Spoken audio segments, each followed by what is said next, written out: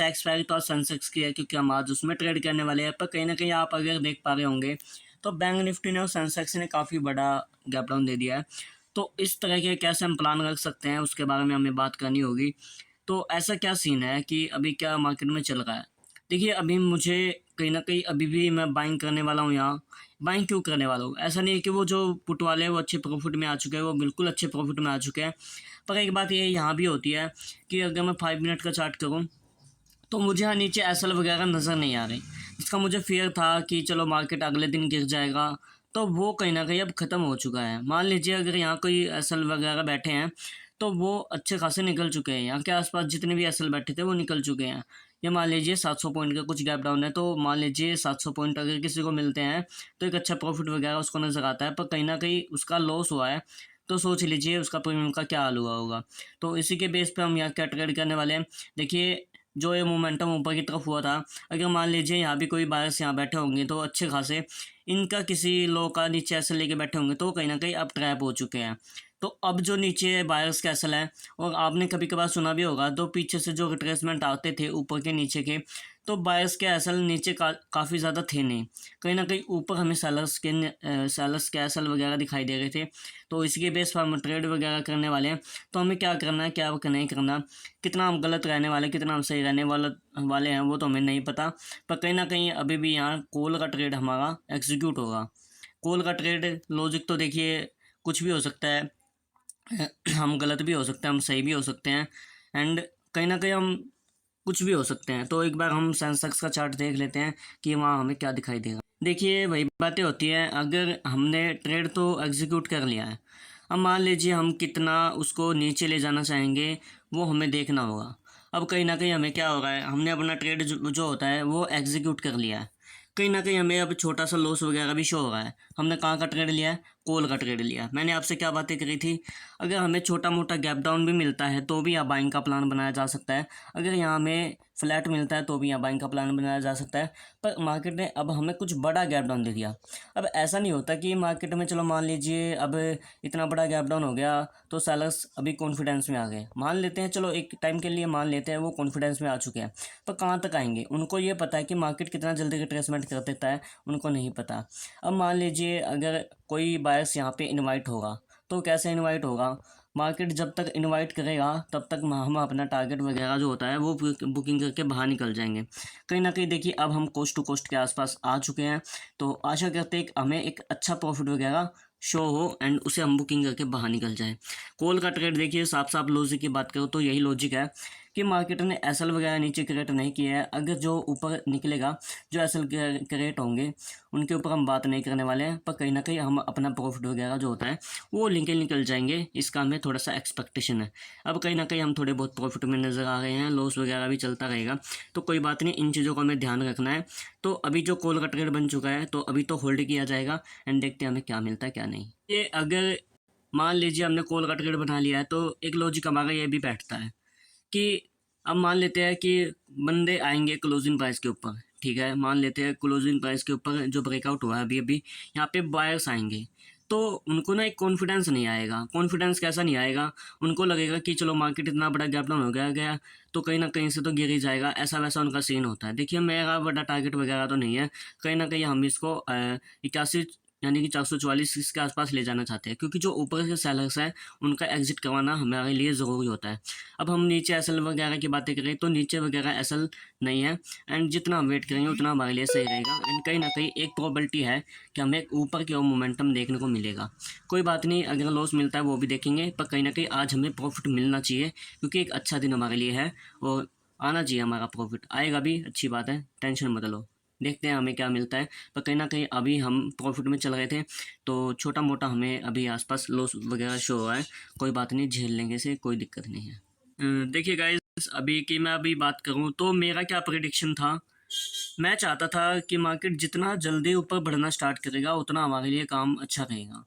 अब ये क्या कर रहा है? अब ये लगता तो देखिए ऐसा ही है कि ये बायर्स को इनवाइट कर रहा है, पर वही बातें होती है। अब ये जितना जल्दी ऊपर की ओर निकलेगा उतना जल्दी ही सही रहेगा। अब ये यही वेट करता रह जाएगा ना, तो फिर वही बातें होती है, कैंडल भी इतना अच्छा हमारे लिए दिखाई नहीं दे रहा कि हम वेट वगैरह कर ले। अगर जल्दी जितना जल्दी निकले इसके ऊपर तो बारी बात बन सकती है, तो अन्यथा देखिए वही बातें हो जाती है कि हमें लो यानी कि जो इतना हमें मिल रहा है उतना हमें लेके निकलना पड़ेगा। कॉन्फिडेंस इसलिए नहीं आ रहा, देखिए ये कैंडल निकल तो रहा है पर वो शार्पनेस नहीं आ रहा जिससे हम होल्ड वगैरह कर लें। अगर ये कैंडल जितना फास्ट निकलता 400 के ऊपर उतना हमारे लिए सही रहता है।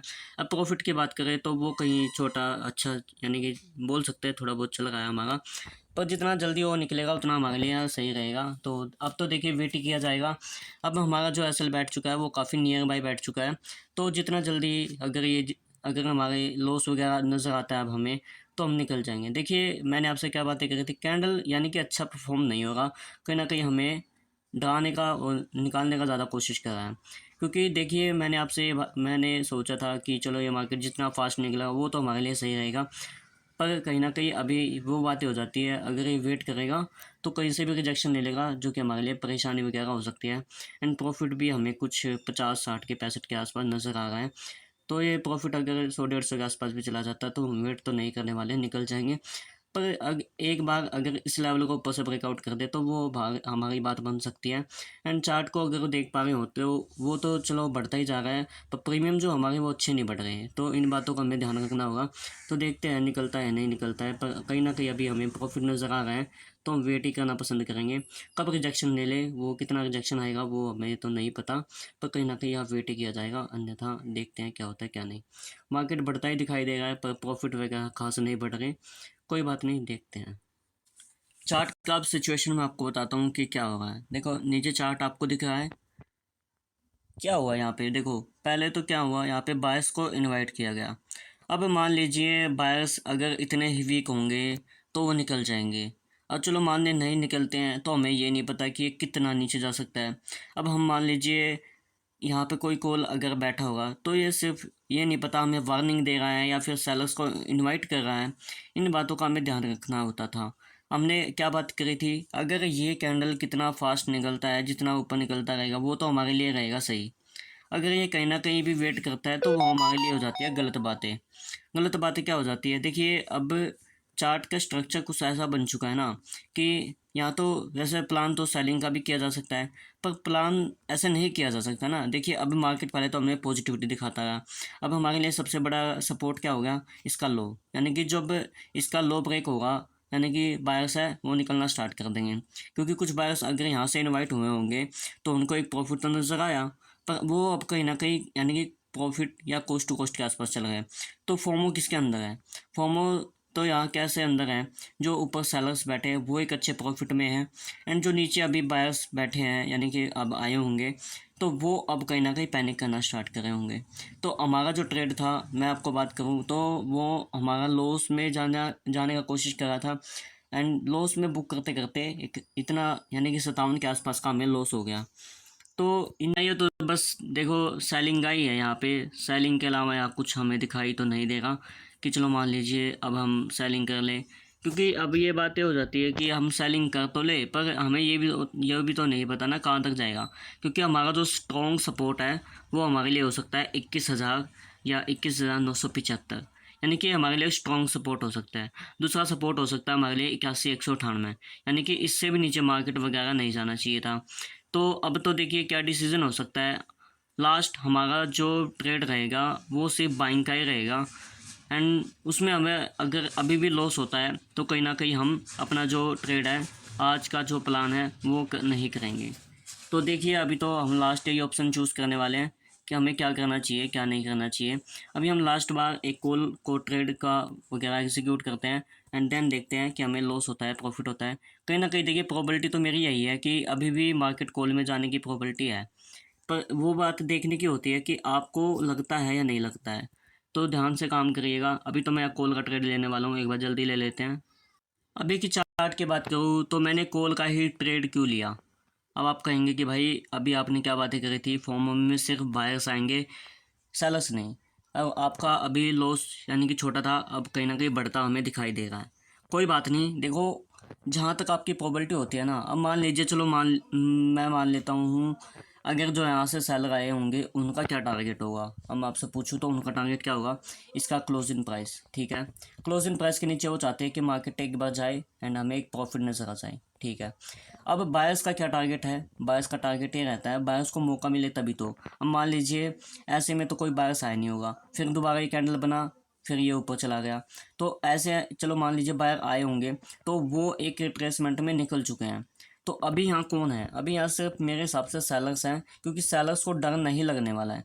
सेलर्स क्या होता है, देखो मैं अपनी बात करूँ तो सेलर्स अपना जो प्रॉफिट वगैरह है, लॉस वगैरह है, उसे एवरेज करना स्टार्ट कर देता है। एवरेज का मतलब होता है कि चलो उसका एक टाइम उसका 50 का लॉस चला, ठीक है, तो वो 100 का चलेगा तो वो सोचेगा चलो कोई बात नहीं, यहाँ से गिर जाएगा, क्योंकि उसको ऐसे सपोर्ट रजिस्टेंस दिखते रहेंगे अच्छे अच्छे, जहाँ से वो अपना ट्रेड को होल्ड करना पसंद करेगा।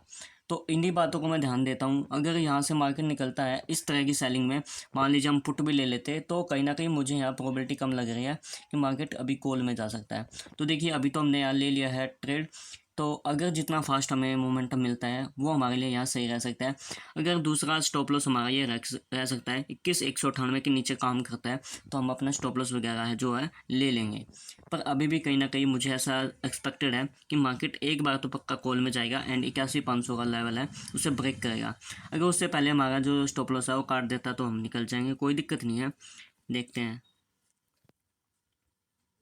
देखिए वैसे तो मार्केट हमारे बिल्कुल स्टॉप लॉस के आसपास से ही गुजर के गया है, पर हमें एक अच्छा पॉजिटिव कैंडल मिल रहा है तो हम इसका और वेट करेंगे एंड देखते हैं। अगर लास्ट कैंडल यही होगा हमारा, यानी कि इसके आसपास अगर ये पॉजिटिविटी या फिर इसके अगेंस्ट रेड कैंडल बन जाता है तो वो वहाँ हम अपना लॉस वगैरह बुकिंग कर लेंगे लास्ट बार।